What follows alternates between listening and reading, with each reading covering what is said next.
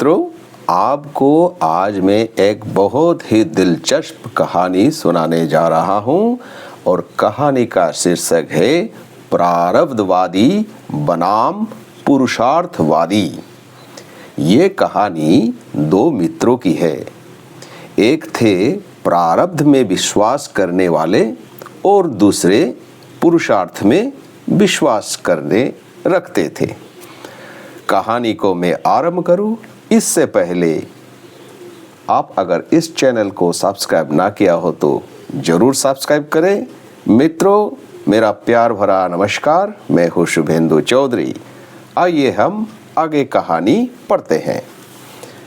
प्रारब्ध में विश्वास करने वाले कहते हैं, ललाटे लिखितं यत्तु षष्ठी जागर वासरे न हरिहि शंकरः ब्रह्मा अन्यथा कर्तुर्महति। यानी षष्ठी की रात यानी जन्म के समय में जो एक बार भाग्य में लिखा गया है वो ब्रह्मा विष्णु महेश्वर भी नहीं मिटा सकते। इसीलिए निश्चिंत होकर भगवत भक्ति करना चाहिए। और उधर पुरुषार्थ में विश्वास करने वाले कहते हैं, उद्येगिनं पुरुषः सिंह उपैति लक्ष्मीः दैव ददातीति का पुरुषः वदन्ति। यानी सिंह जैसे साहस रखने वाले पुरुष धन लाभ कर सकते हैं। जो का पुरुष होते हैं वही प्रारब्ध की दुहाई देते हैं। प्रारब्धवादी और पुरुषार्थवादी के बीच की ये लड़ाई बहुत दिनों की है और दोनों के बीच की निष्पत्ति भी नहीं होती।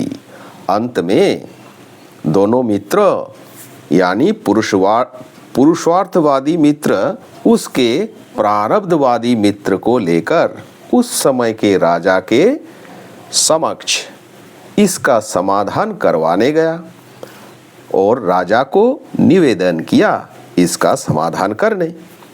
राजा ने कहा, ये तो बड़ा कठिन बात है। मैं धर्मज्ञ तो नहीं हूँ, इसीलिए मैं मेरी तरह कल अभिमत सुनाऊंगा। तब तक तुम दोनों अतिथिशाला में निवास करो। वे दोनों सेवकों के साथ अतिथिशाला चले गए। लेकिन बड़े ही आश्चर्य की बात है, उस अंधेरे कमरे में रात को सोने के लिए कोई बिस्तर भी नहीं था। केवल सफेद रंग के एक चादर के सिवाय। सेवक लौटते समय बाहर से दरवाजे की कुंडी लगा दी। क्या मुश्किल है। यह सब देखकर प्रारब्धवादी ने सोचा, चलो ठीक है, ऐसा होना आज भाग्य में लिखा था। बोलकर वो निश्चिंत होकर अपने माला झोला लेकर बैठ गया। उधर पुरुषार्थवादी ने सोचा, मेरे तो बैठे रहने से काम नहीं चलेगा, यहाँ पुरुषार्थ की जरूरत है।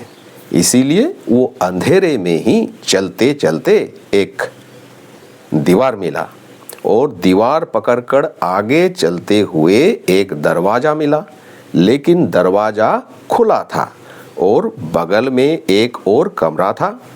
वहाँ भी वो दीवार पकड़कर हाथ फेरते हुए शेल्फ में एक माचिस का बक्सा मिला और सोचा, सार्थक हुआ मेरा पुरुषार्थ।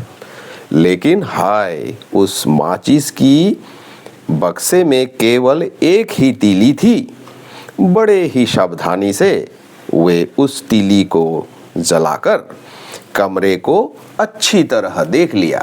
वहाँ कोई दिया नहीं था, लेकिन भोजन ढका हुआ था, पानी भी था और पानी की सुराही और गिलास भी रखा था।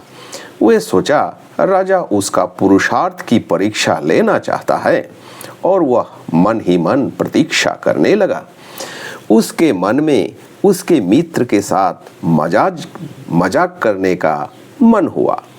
मन ही मन सोचा, वो अकेला ही खाना खा लेगा और अंधेरे में ही थाली का ढक्कन खोला, हाथ लगाकर देखा, उसमें गोल गोल बूंदी की लड्डू रखा था। लेकिन जब वो खाने के लिए दांत से दबाया तो दांत टूटता टूटता बचा। क्या बड़ा बड़ा पत्थर है रे बाबा, लगता है राजा मजाकिया व्यक्ति है। अब मैं मित्र को मजा चखाता हूँ, कहकर उसके पास रखे बूंदी के लड्डू में से कंकड़ पत्थर चुन चुन कर दूसरे बूंदी के लड्डू में घुसाकर फिर से लड्डू बनाकर रखा।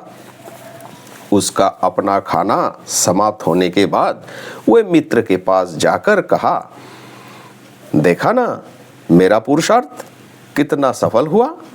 राजा हमारा परीक्षा लेने हमें अंधेरी कोठरी में जानबूझकर रहने दिया। खाना भी तलाश करके मिला और पेट भर के खाया, और तुम निष्कर्मा केवल माला टपकाने जानते हो। जो भी हो बिना खाए रहोगे, इसीलिए दया करके तुम्हें खाना दे रहा हूँ।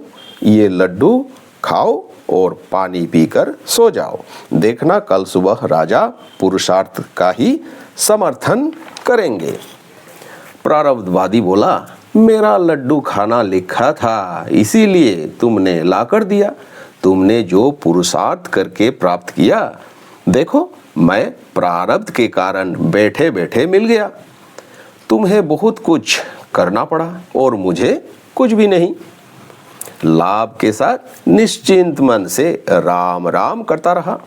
वे दोनों भोर में उठकर प्रातःकृत्य समाप्त हुआ कि नहीं, राजा के सेवक बुलाने आ गया। राजा बोले, बताइए रात कैसे कटी। पुरुषार्थवादी ने उसके वक्तव्य में पिछले रात की घटना को खुलकर राजा को बताया। राजा ने कहा, वो तो मैं समझा बरखुरदार, उस लड्डू में मैंने 50 छहरती वजन के माणिक्य छुपाकर रखा था। क्या वो सब आपको मिला? उधर प्रारब्धवादी उसके छोटे से रुमाल में से माणिक्य सब निकालते हुए राजा को देकर बोला, महाराज गिन कर देखिए 50 है ना। राजा ने जवाब दिया, मेरे कहने को अब कुछ बाकी नहीं रहा। आप लोग स्वयं विचार करके देखें, प्रारब्ध बड़ा है या पुरुषार्थ। पर हाँ, प्रारब्ध केवल भोग ही देता है, ये जान लीजिए। पुरुषार्थ यानी परमार्थ नहीं देता। भक्ति के पथ में केवल पुरुषार्थ ही प्रधान होता है, ये अच्छी तरह समझ लीजिए। तो मित्रों, भगवान श्री कृष्ण ने भी गीता में कहा है, मैं स्वयं एक पल भी कर्म किए बिना नहीं रहता, क्योंकि अगर मैं कर्म से विरत रहा तो ये सारे सृष्टि संसार समाप्त हो जाएगी। तो मित्रों, कहानी अगर पसंद आया तो लाइक, शेयर और सब्सक्राइब करना ना भूलें।